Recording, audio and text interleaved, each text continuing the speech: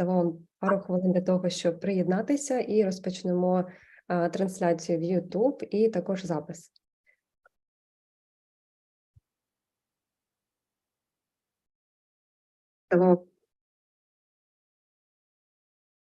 Доброго вечора всім. Дякую, що приєднуєтесь.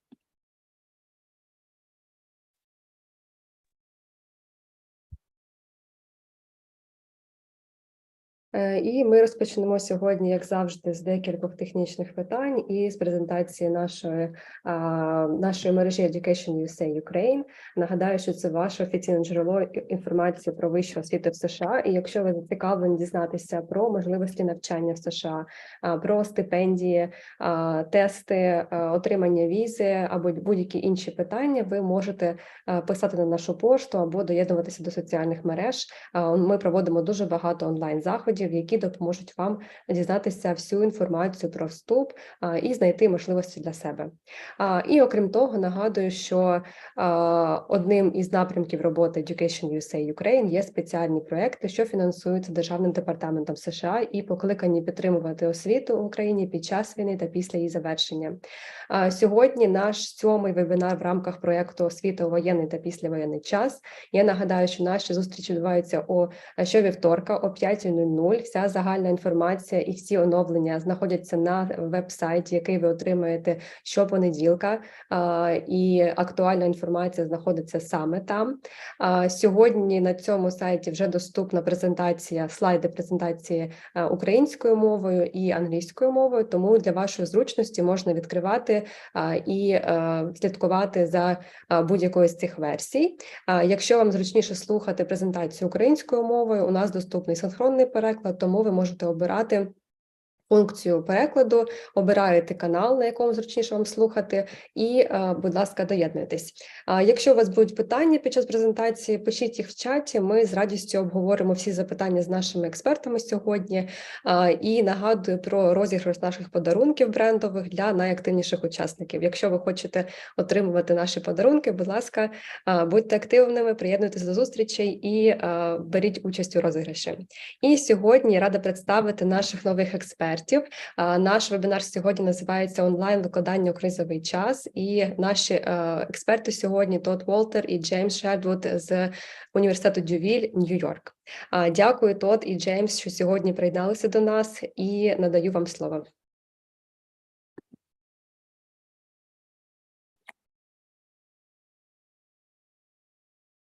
Good morning. I am James Sherwood, and I am a clinical psychologist, and I've been practicing for more than 30 years. Today, we're talking about psychological disturbances of, war traumatized children and adolescents in the Ukraine. I have, it's, talking about war traumatized children and adolescents. There really is not a lot of research conducted on this topic. I have not, I don't have the experience, working in a nation where the nation is attacked, invaded, or at war. The experiences that would be related to the topic of this discussion today would be with the children, the adolescents, the adults who I have worked with, who have experienced, who have been diagnosed with post-traumatic stress disorder, other mental health disorders, including primarily anxiety disorders, depressive disorders, and substance use disorders.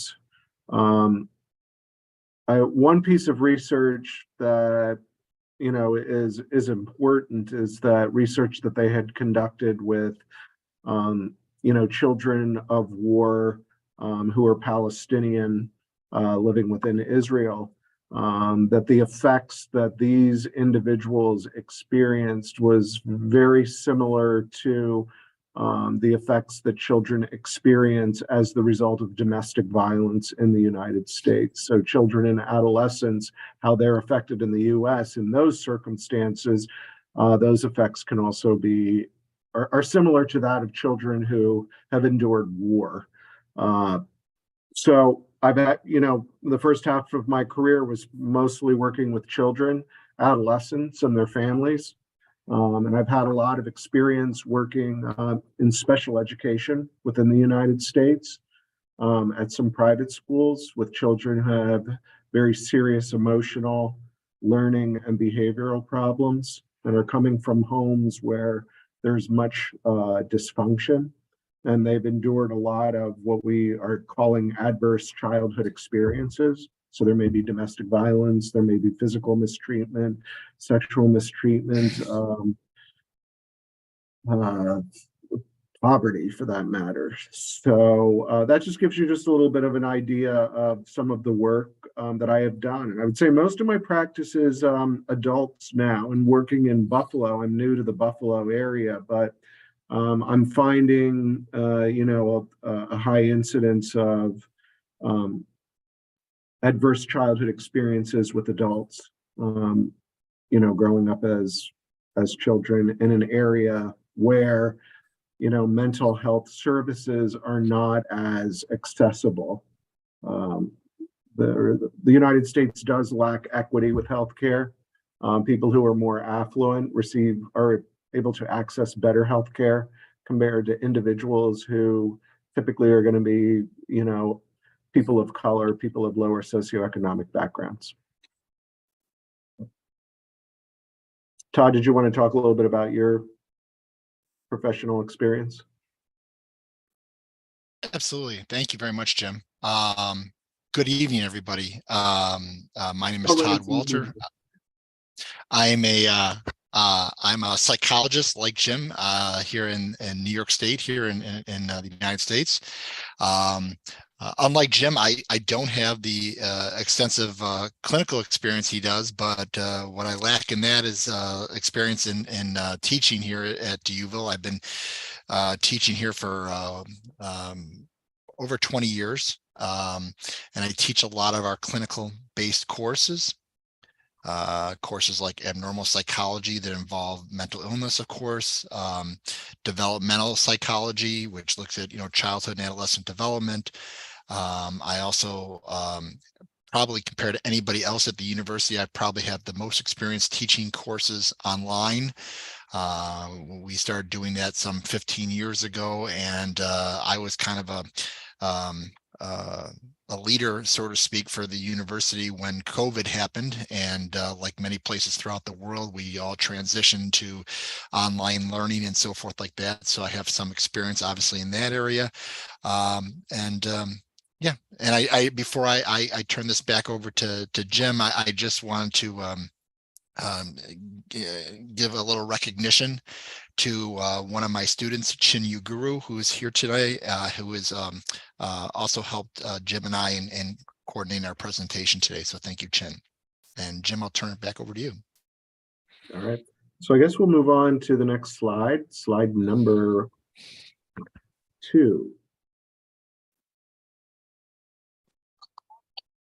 So I'm starting with an introduction with regard to the literature that exists, which there is not an abundance of research or literature with regard to this topic, specifically, children and adolescents, who have endured war, the effects that has upon education, how to adjust or modify in order to provide some level of education for children and adolescents. But in the research, that I read, and I think and I agree with this type of an approach with the first bullet point, probably the best way to kind of conceptualize the effects or trying to identify the effects is taking a more socio-ecological perspective. So for each child or adolescent, consider the ecosystem of that individual. Before this presentation began, we were talking a little bit about the different regions of Ukraine, and depending, the whole country is, from my understanding, you never know what today may bring, as far as, is it a day of peace or a day of attacks? and that certain regions in the country are more vulnerable to attack. And so the whole country is affected, and it sounds to me that certain regions are even more vulnerable and may lack, basic ways to communicate that we take for granted in the United States, the internet, being able to go online. So I know that I'm understanding that doesn't exist. So the research that they have conducted are going to be coming out of areas of Uganda, Syria, the Balkans region. And so what, they're finding here are some is basically outlined, some of the evidence. What's most important is that children are the most sensitive to the accumulation of stressors. So as I state, much evidence for a dose-response relation between the amount of stressors experienced by children and adolescents in different areas of adaptation, such as psychological and physical health, academic achievement, and social relationships. So one, it's family life, which is in itself an ecosystem, becomes disrupted because it's likely a parent or parents, are going to be fighting in the war and would likely be leaving the family. Also, the effects of, the schools, can shut down. Healthcare may not be available. And so if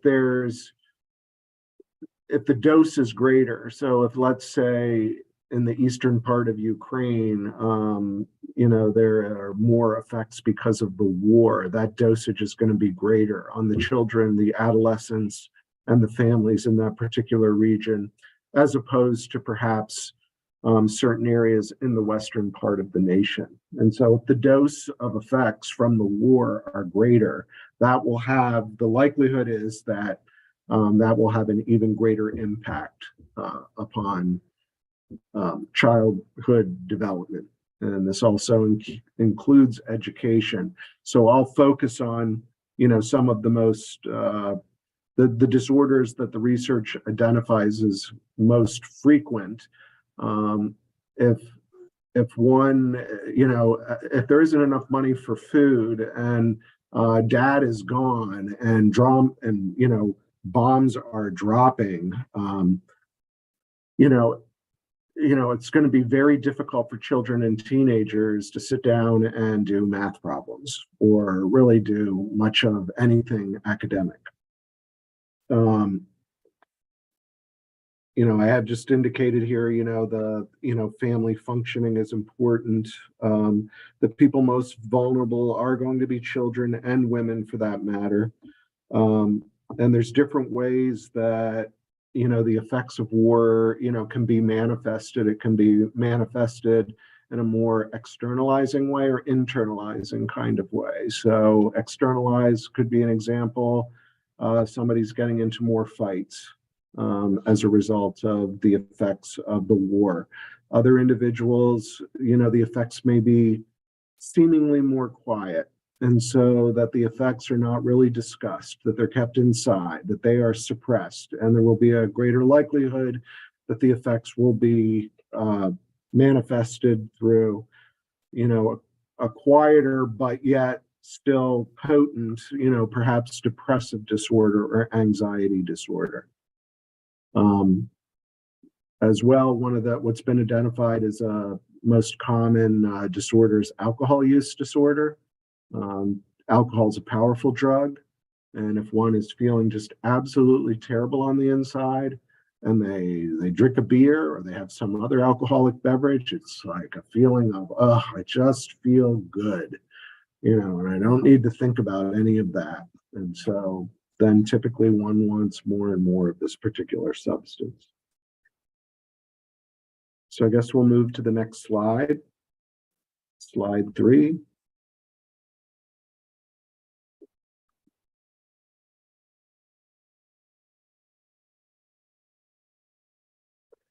This is continued information about research that's been conducted. There's what is intertwined are the effects of the war, exposure, what type of exposure to the war, and then also, what was happening before the war. So do we have a youngster who had learning problems before the war broke out? Do we have an individual who was more depressed or was depressed before the war began? Or we have a teenager who was drinking some alcohol before the war began. Then the exposure begins, as a result of the war. All of those children who maybe were meeting the criteria in a milder type way, some of these mental health disorders, are now going to be even more vulnerable, and they will be even more greatly affected by the exposure to the war and how they're being exposed to the war. So child psychopathology, or childhood mental health disorders, and a good example is attention deficit hyperactivity disorder. If you have a 10-year-old who is incredibly hyperactive and impulsive, and then a parent who maybe served time in the war and is meeting the criteria for post-traumatic stress disorder and is consuming more alcohol, that child will be more vulnerable because of the behaviors that are being demonstrated in the home.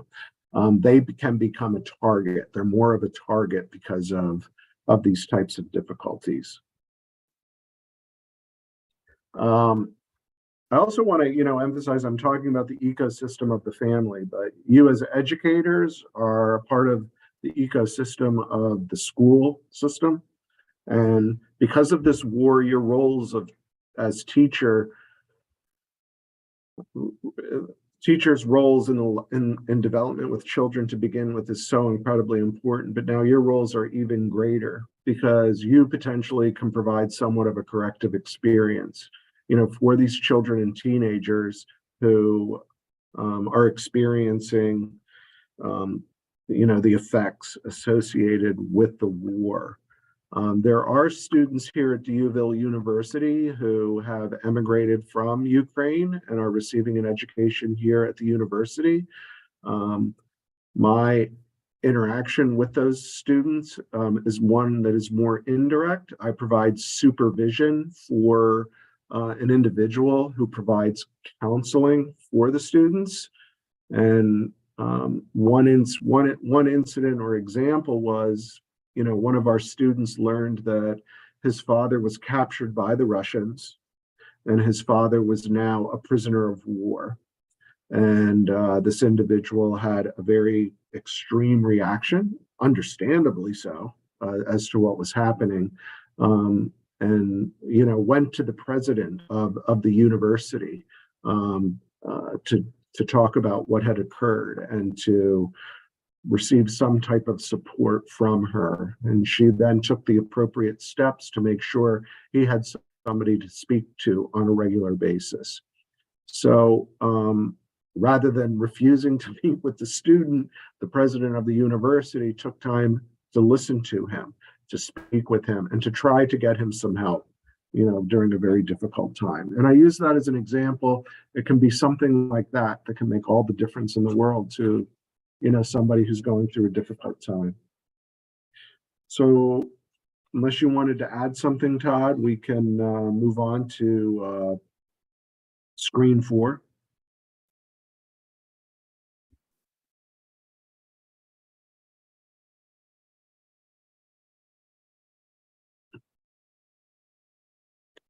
So this is more information similar to, what I have discussed thus far. Again, more information, about, the long-term effects of children who have been exposed to the horror of war. When I say, longitudinal data means we're trying to gather information about the individual who endured war at 8 years old, And then we're going to go back to that same individual and we're going to gather information about his or her life at 10 years old, and then at 12 years old, and then 15, 8 is, throughout their life. So it's a longitudinal study, of the impact. And it probably is not going to be surprising to anyone that even when the trauma of war ends, there will be residual effects nonetheless. And so the war stops, people kind of carry on with life, but that doesn't mean that there will not be long-lasting effects that will have an impact on mental health, which then typically is going to directly impact one's capacity to learn information or to achieve success in an academic institution.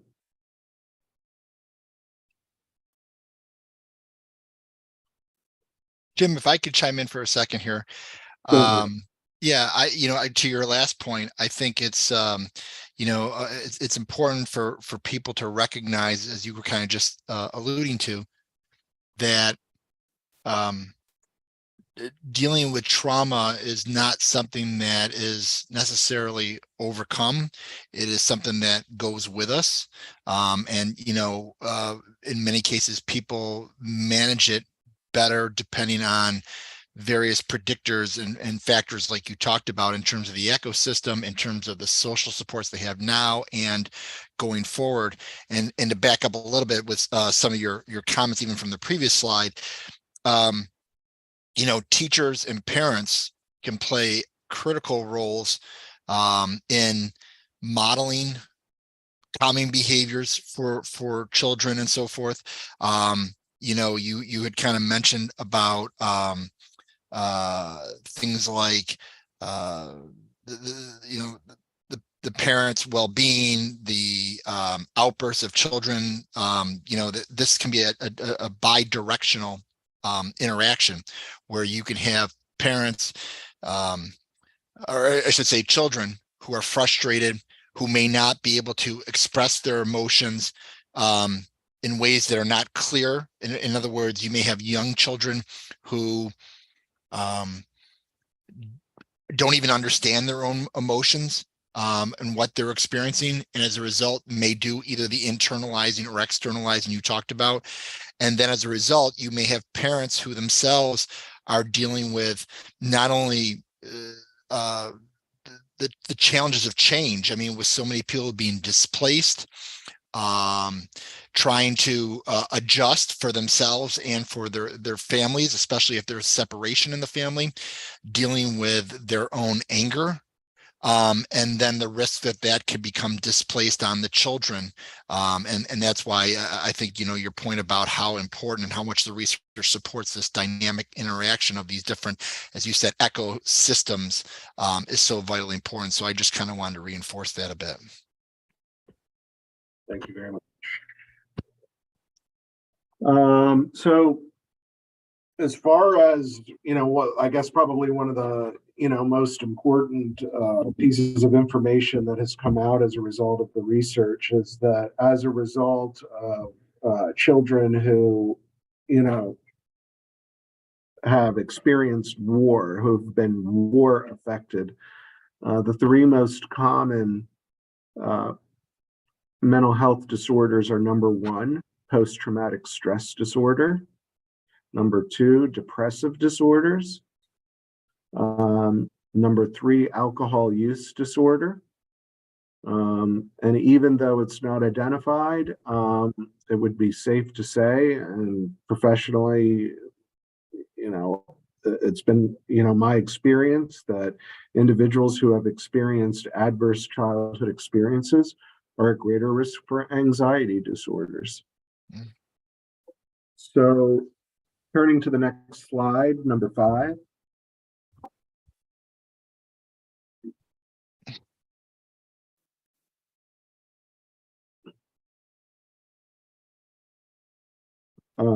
I think it's important to just, talk, briefly a little bit about, what is this thing, PTSD? also known as post-traumatic stress disorder. In the United States, it's more common now for individuals to say loosely, oh, I have PTSD. When in fact, they may not meet the criteria for post-traumatic stress disorder. That's not to say that there hasn't been something traumatic in their lives and it's had some type of an effect.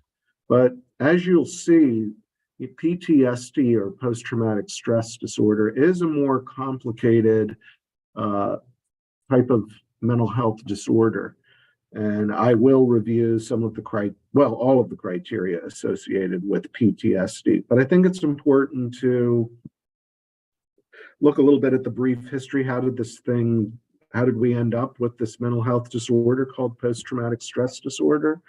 One of the, as you'll see in the first bullet point, there's well-documented,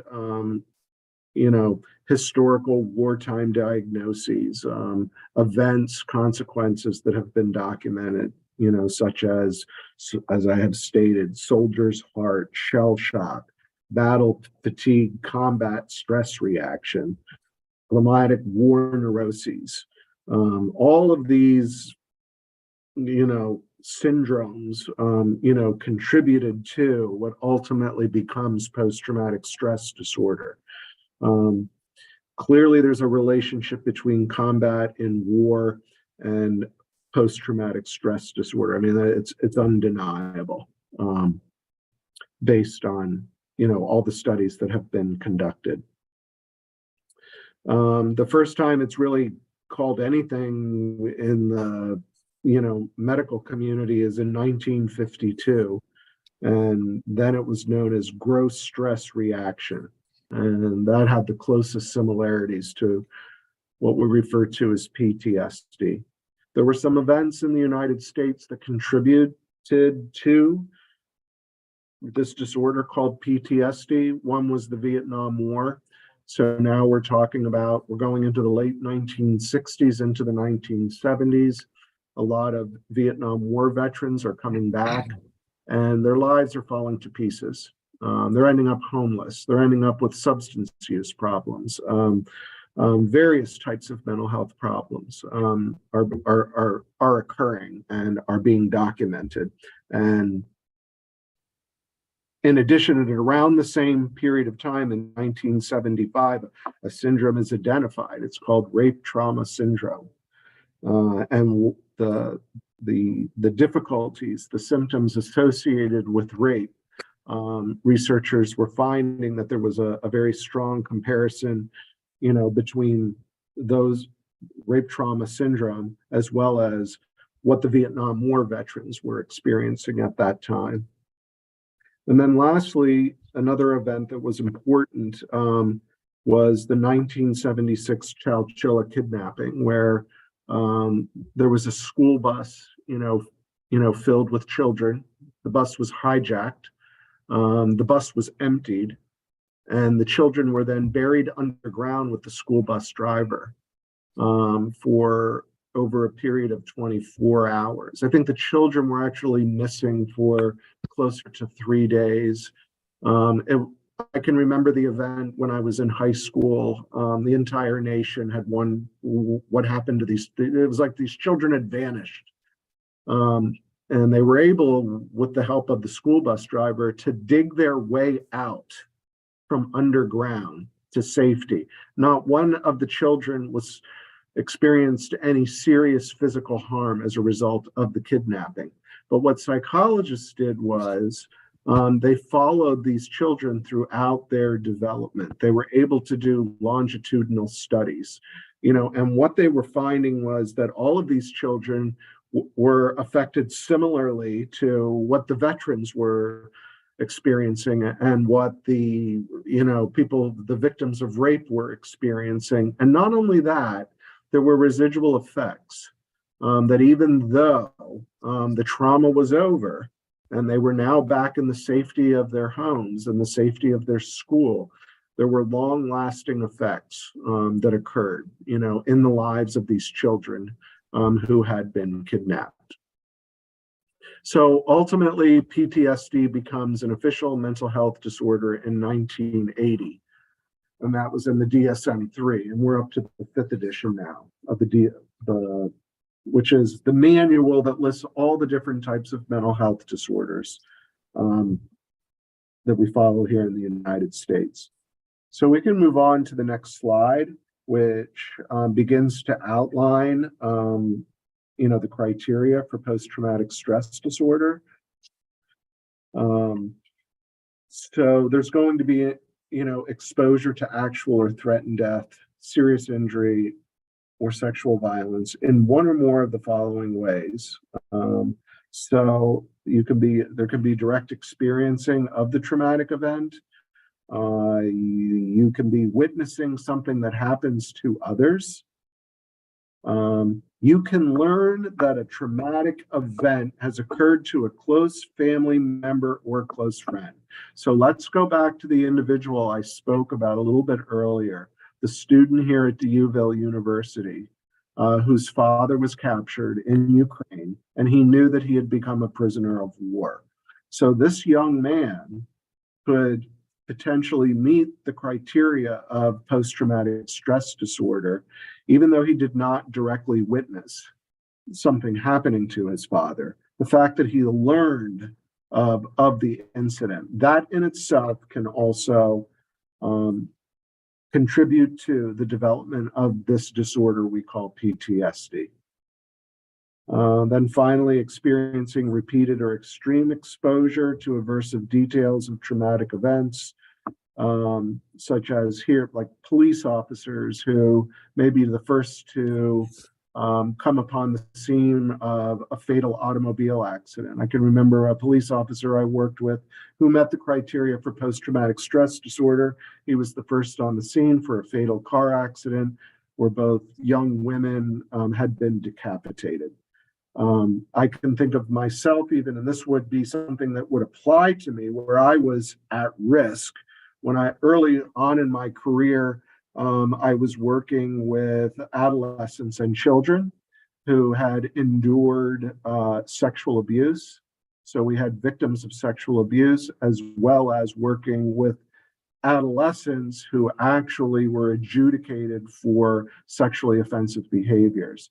And so listening to the details of those stories, potentially I would be somebody at risk, and we would have to participate in services to talk about the potential effects on individuals who work in this field. If you're working with children who have endured child abuse and you're listening to the details frequently or throughout the week, potentially that can have effects where the professional can also meet the criteria for PTSD.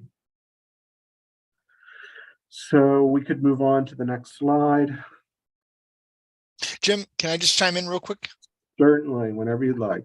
Yeah, so I just, with regard to the last slide, there was a comment at the end, you noted about how, this criterion does not apply to exposure through electronic media. That being said, there is a real risk that we're seeing from Ukrainian, for example, teenagers, but also, children, people of all ages over there in Ukraine too, who are obviously becoming very anxious and are becoming very distressed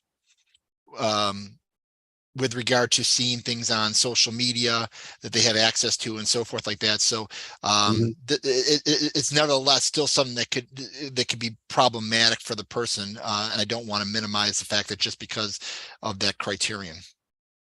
I would agree. Yeah. So we can go to the next slide. So the next slide on number 7 outlines, a cluster of symptoms that would be associated with PTSD. One is that people experience recurrent, involuntary, intrusive, distressing memories. One of the things that was learned even through Chowchilla was that there was a lot of repetitive play. The children would play out the trauma that had occurred when they had been kidnapped. So the older one becomes, they may be more affected by the distressing memories. it still may be confusing to children depending upon their level of development. And so the trauma can be acted out through play behavior.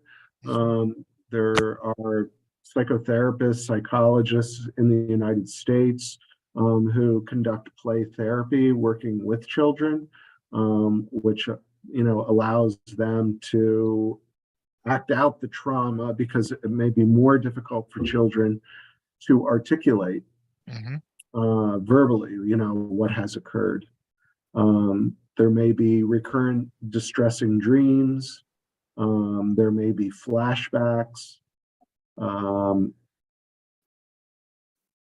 There may be intense or prolonged psychological distress at exposure to some sort of cue. There may be marked physiological reactions to cues that may occur. Just to give you a little bit better of an example, I worked for a period of time with an elderly man who had fought in World War II, and where I had resided, there was a VFW, and in front of the VFW was parked a tank. He had fought in the Battle of the Bulge, and so the fear was the German tanks, where they were so swift and they were quieter, they could come out of the trees out of nowhere and wreak havoc and destruction so quickly and very devastating. He experienced that. So in order to drive to my office, he would discuss with me that he would have to take the long way, because if he drove by that tank, that would be a cue that would stir up memories from the past of when he fought in World War II. It would bring up flashbacks. It would cause, as I recall, increased heart rate, palpitations, as a result of seeing that tank. That is a cue. Meanwhile, I worked with a woman who, if she was walking down the street with her dog, and there were workmen parked in front of a house, that was a cue. Those were cues that would bring up physiological responses and distressing memories of when she was sexually victimized as a teenager. And so it was an unsafe, vulnerable place for her, and she would have to turn around. She would not be able to walk down that street because of the effects of the cues. And I guess we'll move on to number 8.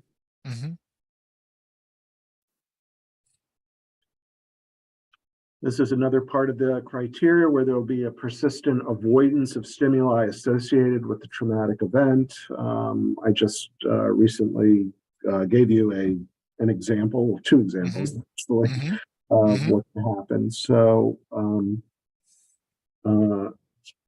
the avoidance can take somebody down a road to where they become really quite socially isolated, where they only feel safety when they're in their house. To leave the house, in itself, starts to cause physiological reactions, and so can contribute to really a quite debilitating situation. So moving on to slide number 9, these are more of the criteria, and as you can see, there's quite a bit here with PTSD, and we're not done yet. But in this section, it talks about the negative alterations in cognitions and mood associated with the traumatic events, beginning or worsening after the traumatic event has occurred. So there can be a block out. I find quite frequently, children who have endured, trauma during their development, often, I'll have adults who will say to me, I can't remember anything in my life before 10 years old.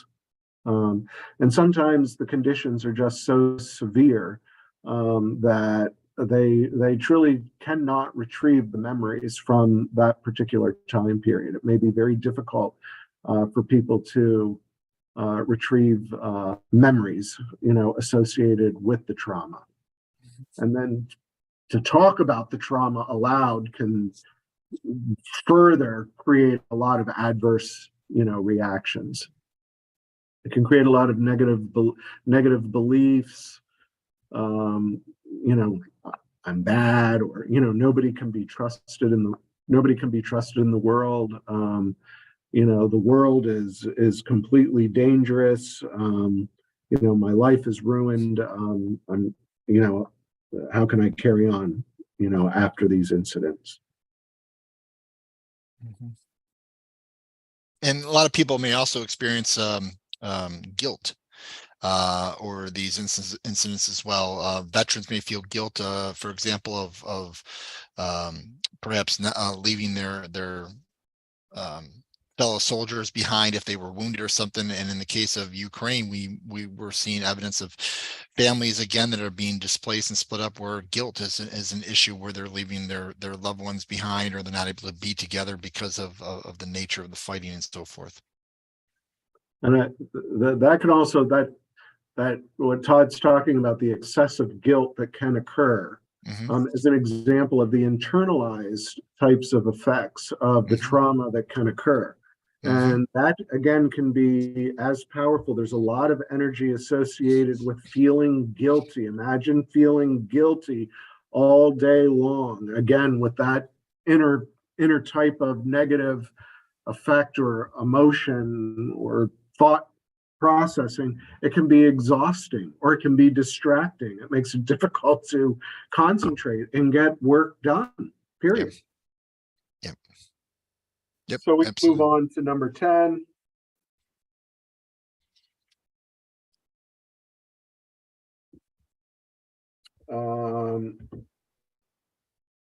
You know, as you can see outlined here, you know, there can be, a lot of irritability, a lot of angry outbursts, you know, reckless or self-destructive types of behaviors, increased hypervigilance, exaggerated startle response, problems with concentration, sleep disturbance.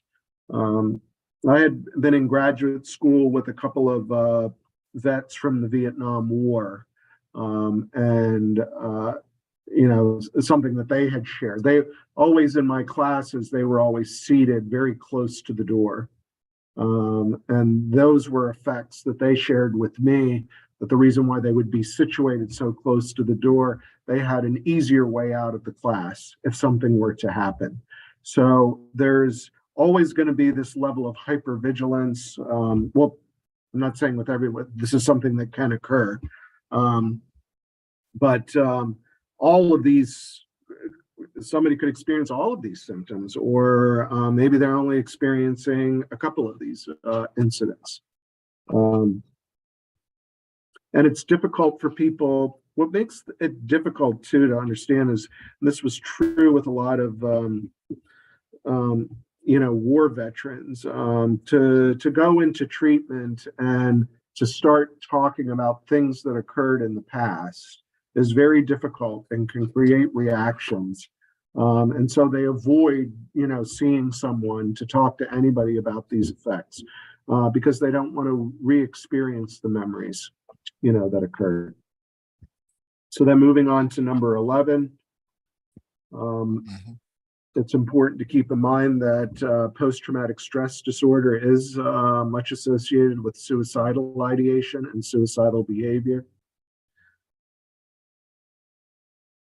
It's important to keep in mind that there can be a delayed response or a delayed expression of symptoms. So the trauma could occur now. I mean, this is the thing. I mean, what people are experiencing in the Ukraine, there's going to be direct effects now. And right there, I have disturbance causing clinically significant distress or impairment in school or academic functioning.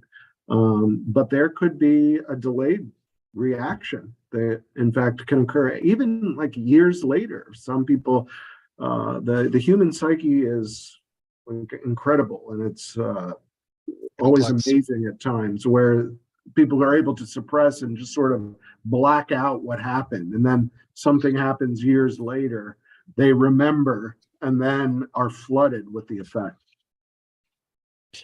Jim, if I could chime in again, it's interesting. A common question that I get from students a lot when it comes to like PTSD and the experience of trauma is, if we witness it or experience it, such as so many of you are experiencing in Ukraine right now, does that mean, we're going to have these negative effects of PTSD or these negative effects of trauma that are going to always have an adverse effect on our lives? And the answer to that is not necessarily.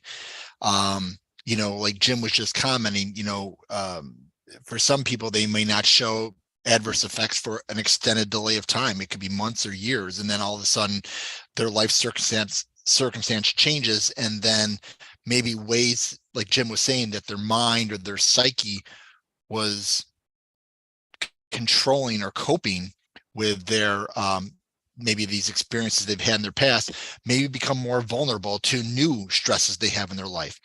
But on the other side of it, there's also significant amount of evidence that people, even when they're exposed to significant trauma and horrors of war, like what is going on in Ukraine, that not necessarily do they have these symptoms continue for extended periods of time. In many cases, they're again, these ecosystems, their family, their teachers, the communities that they're in, as they adjust maybe to being displaced, and even again their own sort of biological genetic tendencies that they may have inherited may allow them to cope with it in a way where they don't experience long-term adverse effects. So I just wanted to mention that there's not a single type of predictor out there that's going to determine whether or not a person is going to have long-term adverse effects. And Todd is talking about what we refer to as protective factors. So what's always interesting is how can one person go through hell and back, and they are able to carry on and, seemingly go on to live happy, fulfilling lives into the future. And other individuals who may experience a level of trauma, even, much less than, the effects of war, for example, exposure to some of the horrors of war, their lives, they can, kind of fall to pieces, or things, life becomes, a total shambles. The United States has done a lot of research with this in the military, because people in the military don't have the same rights as civilians. They're considered property. So the U.S. government can do lots of research on GIs and officers, and they were taking a close look at why is it that some people are meeting the criteria for PTSD and other people are not. And one of the one important protective factor that has been identified is actually spirituality. That doesn't mean you have to be going to church every week. It doesn't even mean that you have to believe in God. But what it does mean is, what they found was that if individuals feel like they have a purpose, there's a reason for this. There's a reason why I'm here and why I'm doing the things that I am. That because of that in itself can be a protective factor in order to help them endure, to help them weather through, very traumatic, types of experiences. Yeah, meaningfulness. Absolutely, Jim. Good point. Good point. So moving on to slide 12, and then on to slide 13, there's a couple of depressive disorders that would be, most common. The first one is a major depressive disorder. Again, these are people who go through war are at greater risk to experience a depressive disorder. Major depressive disorder can be is more extreme, is more intense, can be more debilitating. But what's most interesting is that it is one of the most, is one of the disorders most amenable to treatment. And again, over and over again, I'll work with somebody who's in a major depressive episode, and I almost feel like, how am I going to help this individual? And I'm always amazed at how much more quickly they can rebound, how they can pull out of that major depressive disorder. And it's kind of scary, because typically there's going to be suicidal ideation associated with a major depressive disorder. Meanwhile, on slide 13, moving forward, is persistent depressive disorder. And this is a more chronic, lower grade type of depressive disorder. You're able to function, you're able to get your work done, but you just feel, you feel crummy on the inside. You don't have a lot of energy, maybe difficulty with concentration. And you're not having much fun in life. There's not a whole lot of enjoyment. With the depressive disorders, what's important to keep in mind is that you have this crummy, sad, or angry kind of mood most days, and you're really not participating in activities that will bring you enjoyment or pleasure, and perhaps activities that you once used to participate in.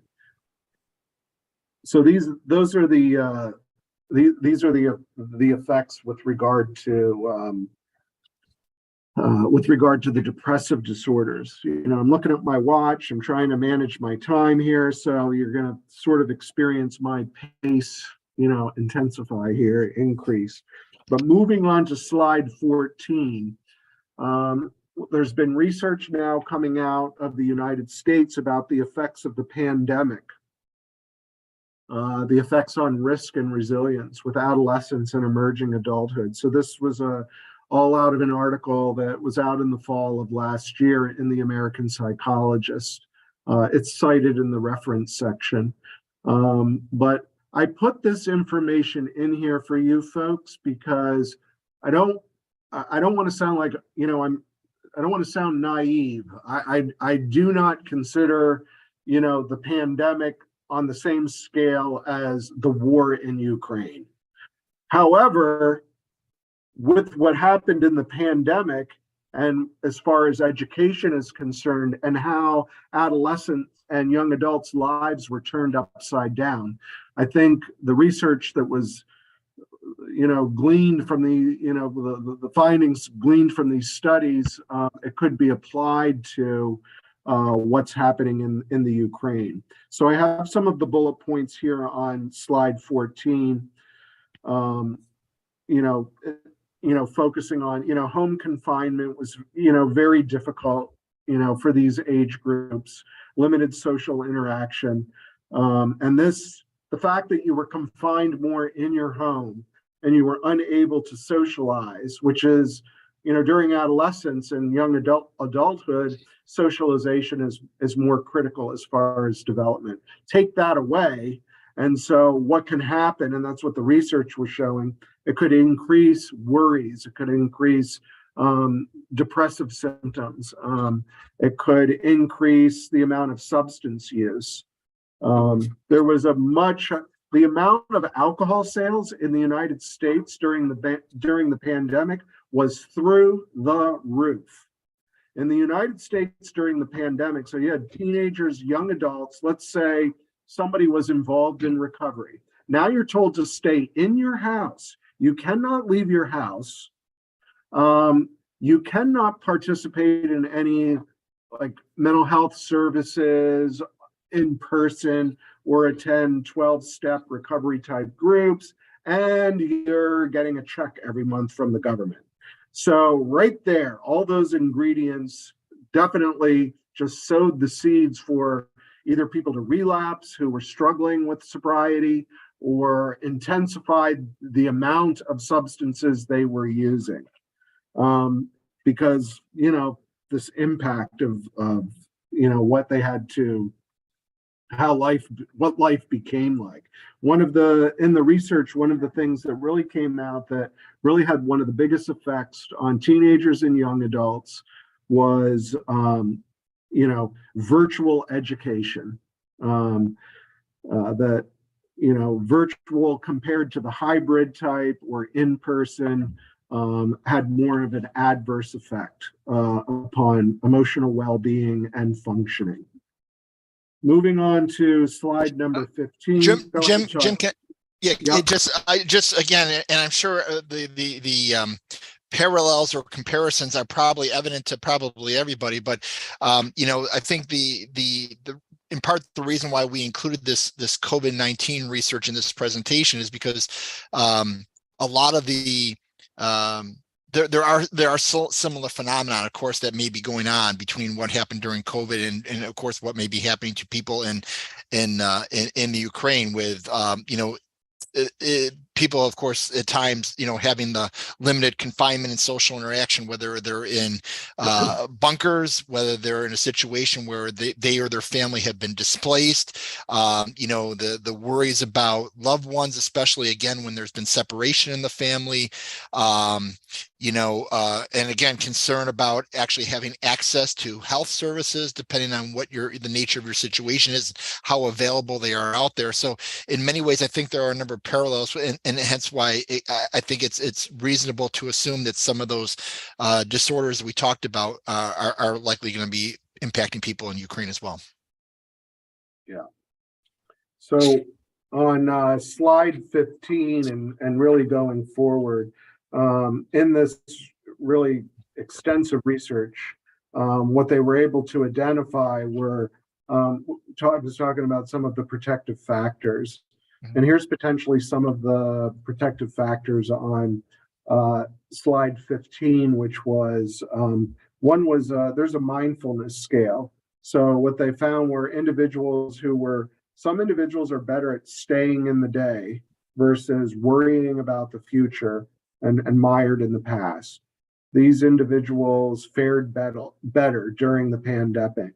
There's also a self-compassion scale. Some individuals are more critical of themselves, more at risk to put themselves down, rather than, okay, I'm going to get through this. They lack some of that self-soothing or that capacity to say, hey, I did a good job. Considering the circumstances, I did all right. And then, self-control is another factor. If somebody's has, less self-control, keep in mind as educators. So let's say somebody who meets the criteria, and it's a more extreme example of attention deficit hyperactivity disorder, somebody hyperactive and impulsive, they're not probably going to fare as well as those individuals who are less impulsive and who are more in control of their behaviors. So going forward, I have, in slides 16 and 17, in 18, I have outlined in here, some of the more of the effects, from the research. It was interesting in the New York Times one Sunday, there was an article about a group of individuals in Kyiv, and they were continuing with their yoga classes, whether they were meeting in person or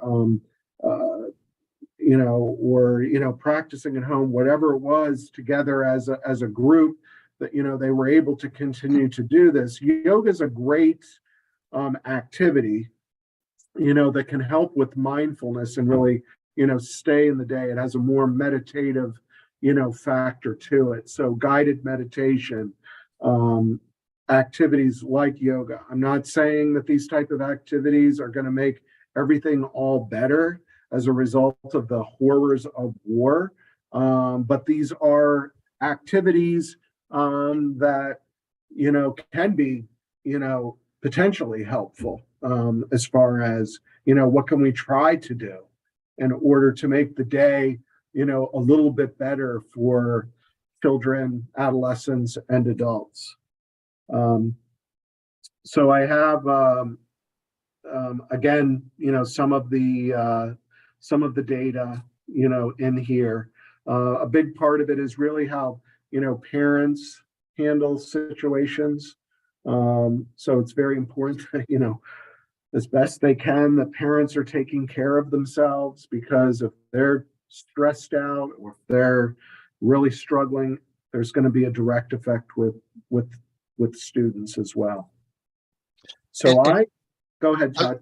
Yeah, no, I just, since just to add on to what you were saying, with regard to self-regulation, one of the things that I know I use this to some extent even with my college students here, but this can be something that can be fun that even teachers can include with even younger children, as long as they're, your language is age appropriate, is you can teach certain, like self-regulation skills to them. I've seen and heard about examples of teaching children how to control their breathing, to do deep breathing in association with mindfulness, or just controlling their emotions. So when they're very upset or whatnot, and parents can do this as well. As an example, you can play games with them. So for example, there's a game called they call it How Low Can You Go?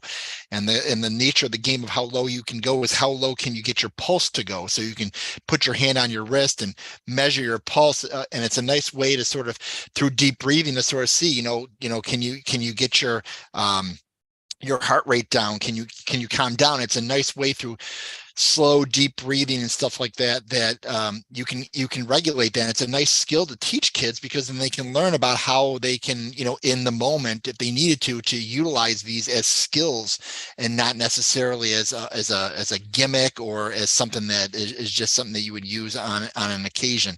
So I just want to let you know that, again, a lot of these things can be actually taught to children and stuff, which I think is great. Moving on to slide number 19, I included some information, in this presentation about learning pods or micro schools, and this would be more directly applicable to the situation in the Ukraine, where I lived during the pandemic, the two most difficult years of the pandemic.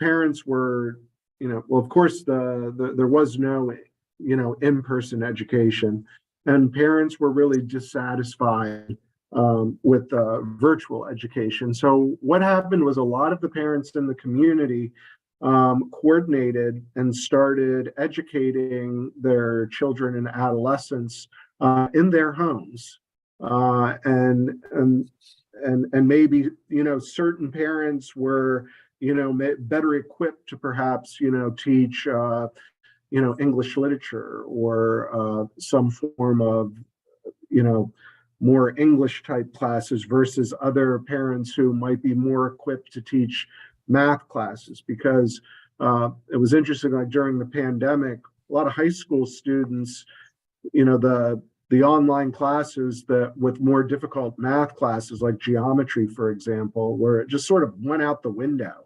So a whole lot of 10th graders in the US, they really were not learning geometry. They were going through the motions, but they really weren't learning it. And what seemed to be very helpful was these small groups, in different homes, with teachers utilizing information from online. Well, they could have been parents, but working together, to create these learning pods or micro schools. And not only was that good as far as achievement, academic achievement is concerned, but the learning pods were definitely helpful as far as socialization was concerned. Yep. Having older students helping younger students during periods of adversity like war, like trauma. One very helpful activity to individuals is that they are behaving in ways that would be considered esteemable acts, where they're helping, they're doing things, some form of community service. That's what can strengthen self-esteem or self-compassion, feeling good about oneself in the midst of, very difficult times. So I wanted to, put that in there, because I think the learning pods or micro schools during, a period of, terrible times, can be something that can be helpful. And then lastly, Jim, go Jim, ahead. I'm sorry to interrupt. I just saw there was a kind of a good question in the chat that someone asked. Do you think that the negative impact of online mixed education, which still continues for many students here in Ukraine, can be eliminated somehow by using some techniques? I don't know what your thoughts are of that, Jim. I know the challenge in what we saw with COVID, and I suspect this is some of the challenge over in Ukraine as well, is you have on one hand kind of what Jim was kind of inferring a bit when he spoke here, is you have issues of digital literacy. So you have issues of first of all, the teachers and then the students or their families being able to manage, I guess, the efforts to online education, number one. So I think there needs to be efforts to try, and I know these are ongoing already, but efforts to try to improve teaching faculty or teachers about resources that are available to them that they can use, and then the way of trying to communicate that to families and children so that they can use that. And I think a significant other challenge to answering that question is the persons who are receiving it, the children and their families, having reliable access to that information. So, whether or not they their life situation allows them to be able to put the time in, that they have the parents that can help them and so forth. So I think there's not a particular technique. I think it's just a matter of what we've seen so far from the evidence here is that trying to make sure that the information can be put out in a way that people can have access to it. And I would add one other thing too, is I think what we've seen a lot with COVID as well was a lot of what we call debugging, where teachers are asking for a lot more feedback about the experience, so that way they know how to adjust as well, which I think is a good thing. And so the more that you can find out what the needs are of the children and their families, the more that the teaching and the curriculum could be modified accordingly. But certainly these learning pods and these micro skills, as Jim mentioned, showed a lot of promising benefits, both psychologically and academically. Thank you. So in the last couple of slides, slide 20 and 21, I'm just providing, information here about specific learning disorders, and they apply to, could be problems with reading comprehension, math, written expression. So children and adolescents, going through a time of war are going to be at greater risk for meeting the criteria for these disorders, just because either they're not going to school, or they're not being educated, or because of some of the disorders I talked about, they are unable to learn, or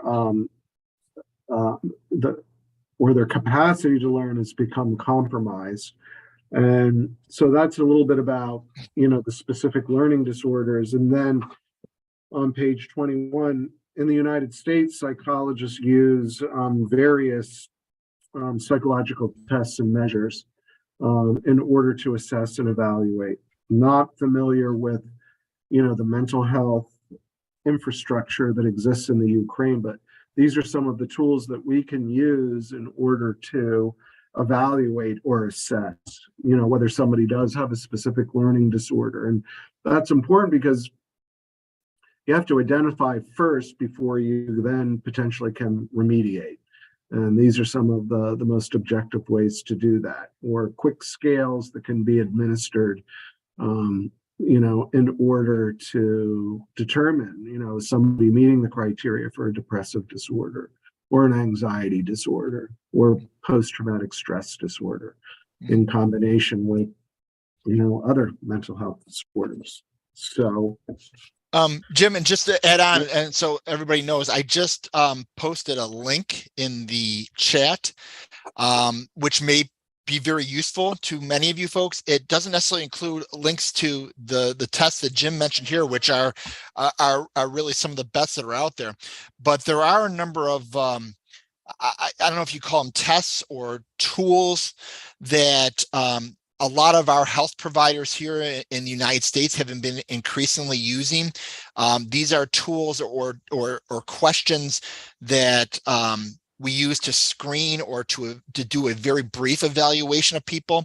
So for example, they're one of the more popular ones that's out there being used here, at least in the US, is what's called the Patient Health Questionnaire 9, PHQ-9. And there's also another one called the GAD-7, which stands for Generalized Anxiety Disorder 7. These are two brief 9-question, 7-question questionnaires or surveys that you can give to persons of various ages, and to get an idea of whether they may be, for example, depressed or anxious. And the questions are really modeled after the actual criteria in the DSM. And the reason I shared that link is because it includes copies of this, which are free to use in English, Ukrainian, and Russian. So some of you folks might find these useful as a way to, use these as a way to evaluate people, your students or whatnot, to kind of get an idea of their maybe level of severity and whether or not it might merit them being followed up with, if there's resources available, with a professional. And I'll just add, with regard, another one they could access online with regard to substance use would be CRAFT, which is a very short questionnaire that can be administered to adolescents and young adults. CRAFTT, I think, is the acronym. And that's also another reliable, valid, quick way to measure, if somebody's at greater use for substance use. Thanks, Jim. Mm-hmm. All right. So that concludes what I have to say. I'm not sure if we're answering questions at this stage or not.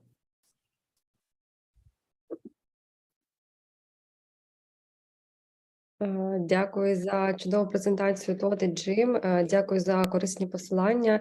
Шановні учасники, ми обов'язково додамо всі посилання на нашу веб-сторінку і поділимося з вами. Тому, якщо ви не зберегли, не хвилюйтесь, все буде в вашому доступі. У нас є декілька запитань в чаті. На одне ми вже відповіли. Дуже вам дякую. І я тоді піднімусь. Якщо раптом я ваше питання пропустила, нагадайте мені про це. Отже, перше запитання. Які поради ви можете надати вчителю, який працює з дитиною з посттравматичним синдромом, і які практики можете порадити?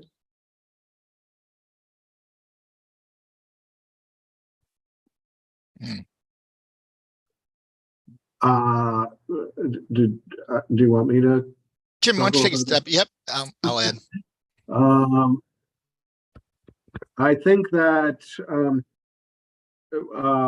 one, I think providing, being a supportive, sensitive, not pushing too hard as far as, okay, here's what we're going to get done today. Yeah. That there's options available. So some students might be easier to do math or easier to read and to review.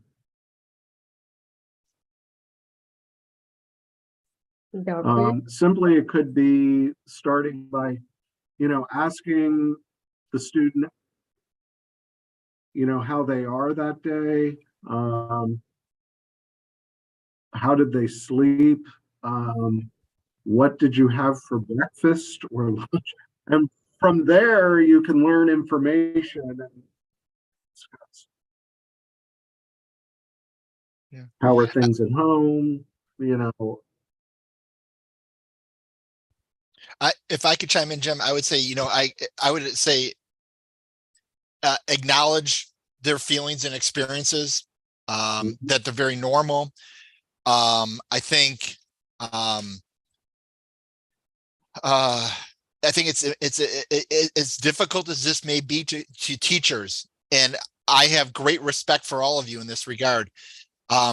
Again, trying to be calm in front of them, especially with all that you've got going on, as a model to them. Acknowledging the positive behaviors that the children are doing. This could be, how hard they work on assignments, they're sharing with other people. Those kinds of things are very useful as well. And don't discount the role that even physical exercise, getting out and being involved and trying to have as much routine, structure in their daily lives, I think is very important.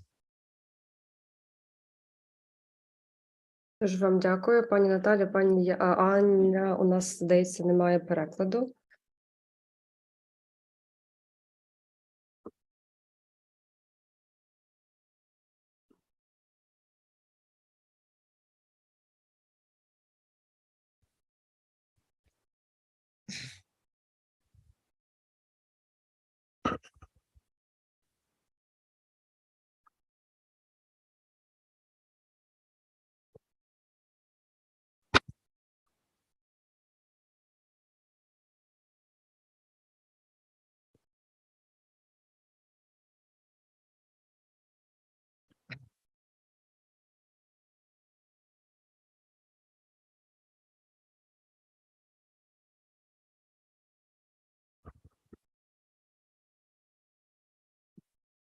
Дуже вам дякую. Наступне запитання: як слід поводитися з дитиною, щоб не травмувати її ще більше?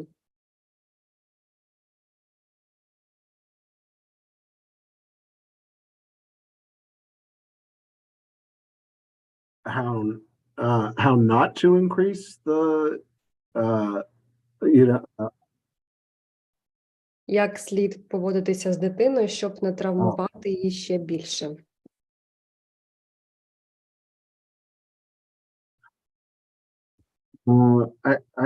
Where teachers can, hopefully, have activities where, it's, can be a corrective experience where, academically or whatever activities, could be associated, at the school, that hopefully you're creating a safe environment, a safe place, for the children, for the teenagers, that you really kind of, direct your energy at trying to, cultivate, a close, healthy relationship with, still maintaining some professional boundaries, with the students.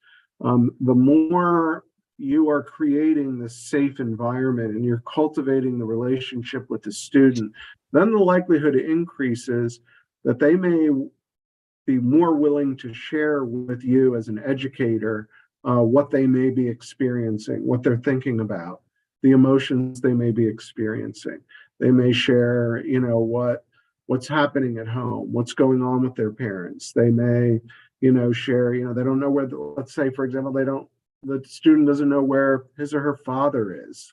And at least they, by talking to you, the educator, about it, there's a lot of therapeutic value in talking aloud about thoughts, emotions, things happening in one life, especially with somebody who has shared experiences. And so you, as the educator, are going through this war as well.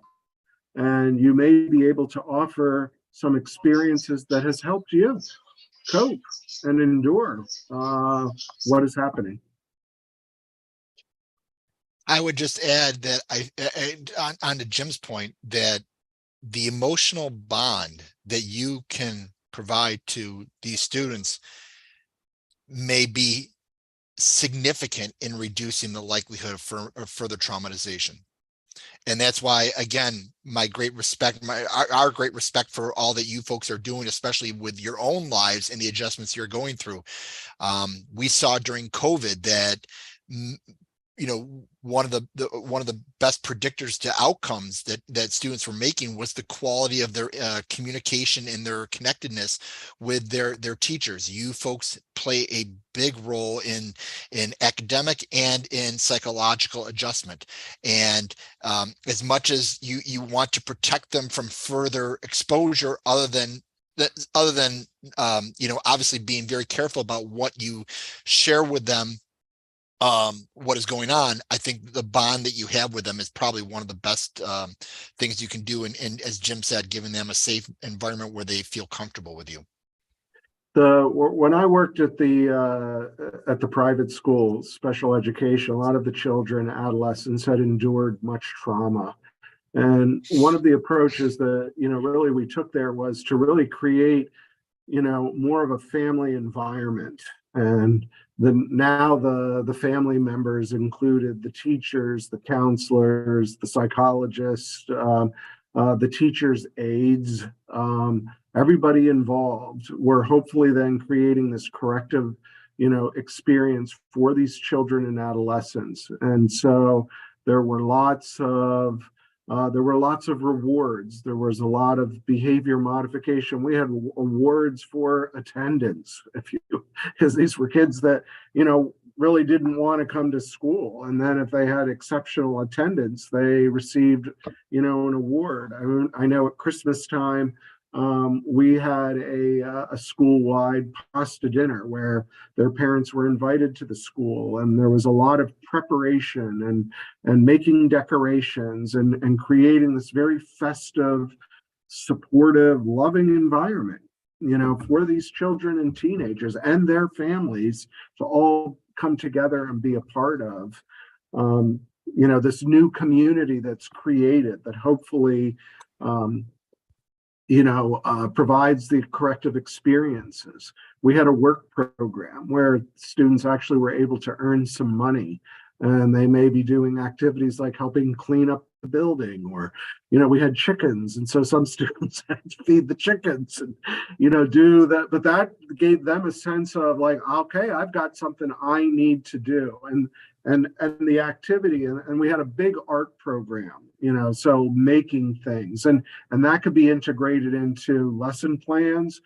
But art activities can be a great expression of what you might be thinking, the emotions, the trauma that you're enduring in life. So we have lots of activities and taking this holistic approach. So, relating it back to lesson plans, all of the activities to facilitate learning, but also create this environment where we're providing a corrective experience, of the healthy family, so to speak, the safe zone.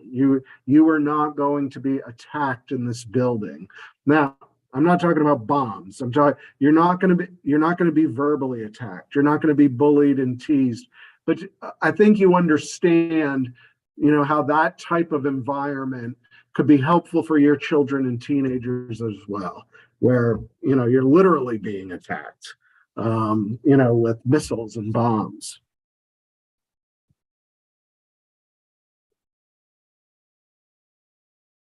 Дуже вам дякую за таку докладну відповідь і ваші приклади з власного досвіду. У нас є ще одне запитання. Чи може вплинути факт того, що людина інтроверт, на те, що синдром ПТСР пройде непомітно? Тобто цього не помітять, можливо, оточуючі, батьки, вчителі?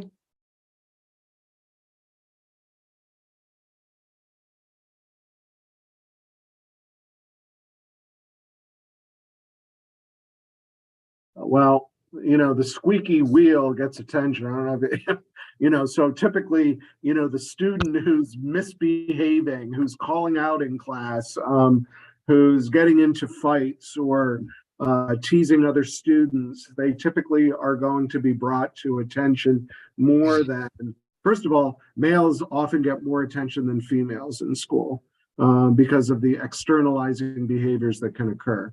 And so, a lot of times you could have, the well-behaved female student who's getting her work done, but meanwhile is feeling, she's in a state of misery on the inside. We don't know that because, you're saying, being more introverted, less engaged, because you could have an extrovert who also has difficulty articulating what he or she is thinking or feeling, etc. So introverts and extroverts.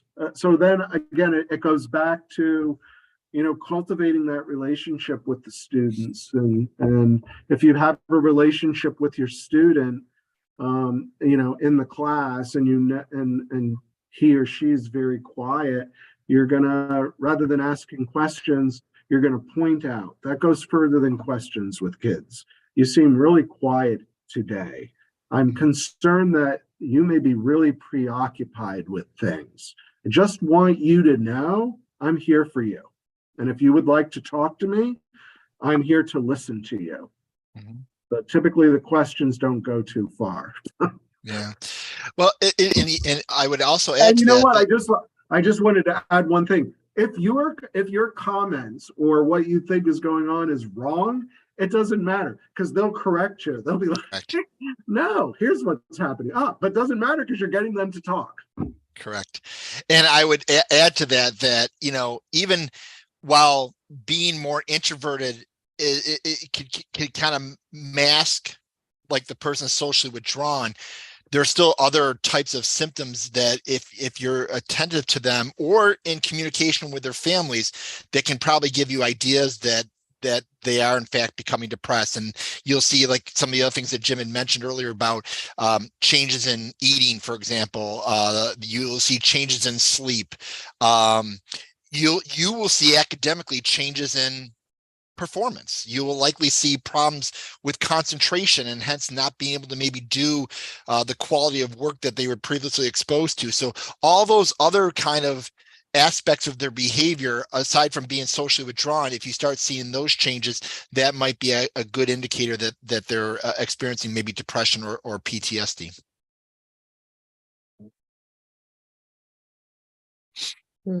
Дуже вам дякую. У нас є ручка від пані Анастасії. Добрий вечір. Дякую за чудову змістовну лекцію. Привіт. І якщо можна запитання, як зрозуміти, чи не обманює дитина-підліток про травмуючу подію? Тобто, поясню ситуацію, напевно. Дівчинка була зґвалтована в 12 років своїм відчимом, і зараз, коли вона вже стала більш дорослою, вона якось безпорядочно веде полове життя своє. Чи може це бути обманом, чи це може бути правдою, як це з'ясувати? Тому що доказів немає, з'ясувати у когось дорослого ми не можемо, опираємось лише на слова дитини. Чи може це бути вигадкою з її боку, щоб її якось пожаліли, чи привернути до себе таким чином увагу? Дякую.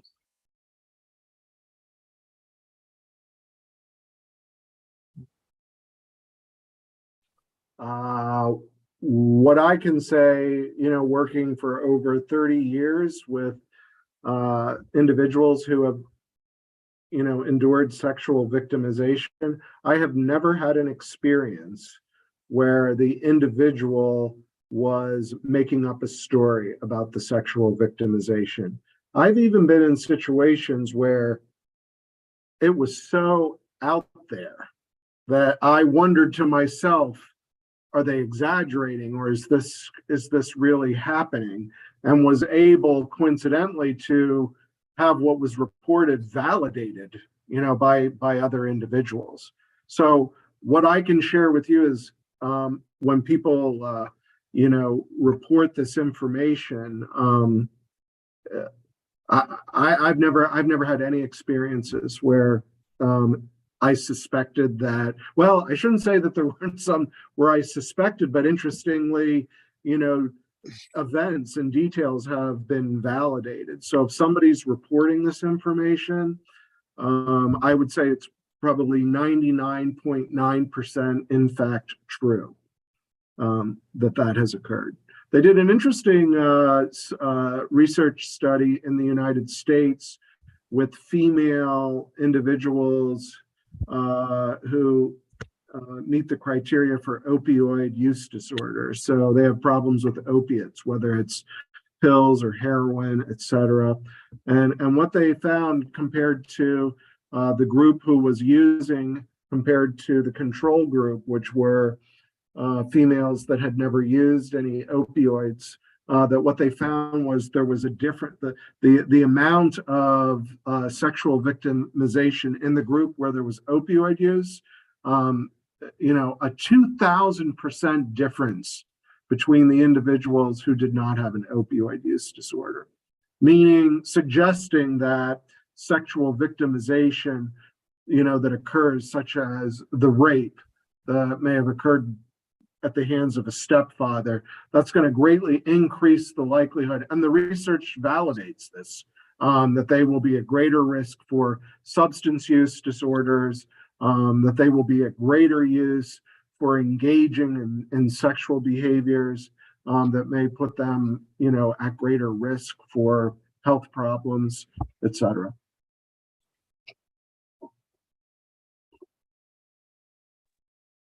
Дуже вам дякую за таку широку відповідь. У нас останнє запитання, я думаю, що ми можемо переходити до завершення нашого вебінару. В чаті дуже багато слів подяки за ваш власний досвід, що поділилися цікавими прикладами і такими дослідженнями. Це дійсно дуже важливо сьогодні для нас і для нашої ситуації. І останнє запитання звучить так: чи можна попередити в учнівському середовищі майбутні відкладені впливи?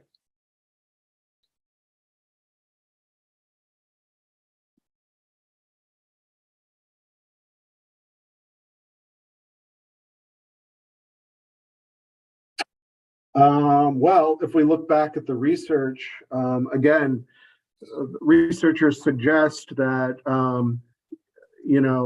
using like guided meditation, for example, can reduce symptoms associated with anxiety, and at the same time increase a sense of mindfulness. So you have children and teenagers who are wondering, who maybe lost relatives, or they don't know where their relatives are, and somebody was sharing about the schools, and the bomb shelters aren't safe. So all of this stuff in the head, and now you want me to sit down and read Great Expectations and write a paper or a report about this? I think that, even the choice of academics, you've got guided meditation that you could practice, even 5 minutes at the beginning of your class. You might be surprised at the effects that occur. But then your lesson plans may need to be modified. So what is being taught, what is being learned, maybe might be more meaningful for the students in your classroom. That can be a little bit more difficult, maybe in a math class, but if you're creative, not necessarily so, and think of ways where, math, as far as surviving the atrocities of war, how that might, come into play. So it's all, trying to think about, all right, what is meaningful for these children and adolescents right now, and how can I maybe modify my lesson plans? And so in a way, it's having, beneficial psychological and academic effects. Good point, Jim. Дякую вам. Останнє запитання, якщо можна ще, і тоді попрошу вас, можливо, якось сказати декілька слів про ваші враження загалом, як вам було сьогодні з нами і з нашою прекрасною аудиторією освітян з України. Отже, запитання таке: чи можемо ми говорити про ПТСР, якщо травмуючі події продовжуються?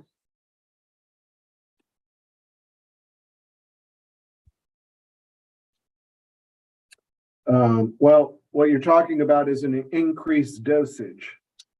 So I don't know if you recall in one of the earlier slides, the research does show that if the dose of the trauma is more, it is going to have even greater impact, typically.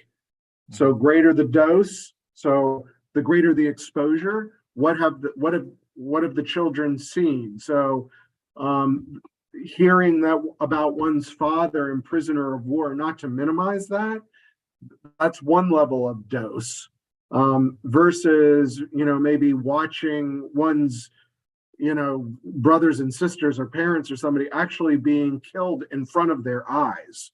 That's going to increase the dose. So it may be more difficult to get a good night's sleep in the latter scenario that I described.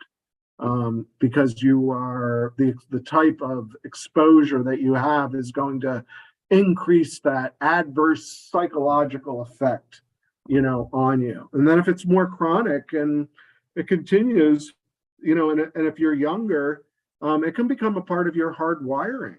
It affects brain development, and so it becomes a part of who you are. Trauma becomes a part of who you are. And so what is very important is that, for you, this is easier said than done, but the children and the teenagers, as best you possibly can, they need to be protected from the exposure as best you can. Because the more exposure, the greater the effects. Yeah, I agree with Jim, but I would also add, though, that, again, you as teachers, as parents, the more that you can provide them routine, the more that you can help them to develop things like Jim mentioned in his earlier slides, like self-compassion, working on these self-regulatory skills, such as being able to control their their breathing. So even like in the case of like, and I'm sure all of you've had experiences in your life, even before the war started, where you've gotten anxious in situations on performing some task or something like that. Teaching them to regulate their breathing and giving them opportunities to talk about their experiences with other people that they trust can help to mitigate some of these impacts. And I think trying to provide as much of that routine, as much of that support, that's the dosage I think you're giving back to try to combat that long-term exposure to this. So I think there are things like that to keep in mind. And I'm going to need to, I have another commitment, so I'm going to have to stop here for today. But I wanted to thank all of you for participating in this, and I wish you all the best. I can't imagine, really, honestly, what you're all going through day in and day out. If those of you, on this in-service are living in the Ukraine. My heart goes out to you, and persevere. And I would just add to everybody, I thank you all, Oksana, for inviting us to this opportunity to speak to you folks. If I go back to watch it around the hour and 20-minute mark, you probably didn't notice, but I was trying to fight back tears. I was becoming actually emotional, and I couldn't explain why I was becoming emotional. I think it was just because I can't. And like Jim said, I can't at all, appreciate the gravity of what you folks have endured. You have my utmost respect on behalf of me, my family, who all know about my presenting today, all of my colleagues here at D'Yuvil, who were all kind of wishing me well as I was coming in here. I just want you folks to know that we all are keeping you in our thoughts and prayers. Our support for Ukraine is undoubted, and thank you for this opportunity. If we can be more help, we will. Very good. Дуже вам дякую. Дякую, Тода, Джим, за ваш час. Дякую за чудову презентацію. Шановні учасники, дякую, що були сьогодні з нами, і ми побачимося з вами наступного вівторка. Не пропустіть наш наступний вебінар. Всім гарного вечора і до побачення.